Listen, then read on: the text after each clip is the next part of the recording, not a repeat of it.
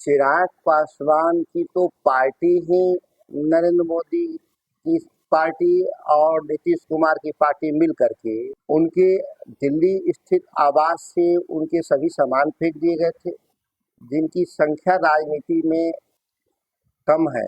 लोकसभा चिराग पासवान जी अपनी पार्टी और अपने राजनीतिक वजूद के लिए वो भाषण दे रहे थे। चिराग पासवान ने संविधान बदलने और आरक्षण की बात पर जिस तरीके से लोगों का विश्वास अपनी तरफ आकर्षित कर रहे हैं, उसको लेकर सुधाकर सिंह से हमने एक्सक्लूसिव बात की। सुधाकर सिंह क्या कुछ कहते हैं चिराग पासवान के बारे में, संविधान बचाने और आरक्षण खत्म करने वाली बात पर? पहले आप सुधाकर सिंह जी का बयान सुन लीजिए। चिराग पासवान की तो पार्टी ही नरेंद्र मोदी की पार्टी और नीतीश कुमार की पार्टी मिल करके चिराग पासवान की पार्टी को ही तोड़ दिया था लोगों ने। उनके दिल्ली स्थित आवास से उनके सभी सामान फेंक दिए गए थे। पिता की मृत्यु के उपरांत उनको मंत्री पद नहीं दिया लोगों ने। तो चिराग पासवान जी, जिनकी संख्या राजनीति में कम है लोकसभा में, वहां पर वह कैसे रोकेंगे किसी को जो करना चाहते हैं देश के प्रधानमंत्री और भारतीय जनता पार्टी? उसको चिराग पासवान कैसे रोक सकते हैं?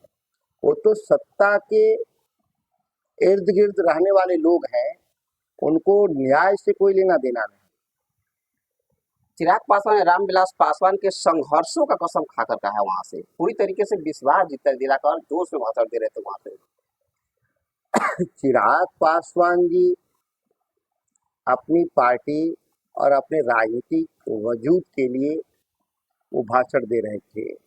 मुद्दों आप तो जानते ही हैं, जब से नरेंद्र मोदी है तब से एनडीए का वजूद खत्म हो चुका है, जिसकी अब सालाना बैठकें तो छोड़िए, 5 साल में एक बार देखे होंगे कि 38 छोटे छोटे दलों का एक बैठक उन्होंने किया।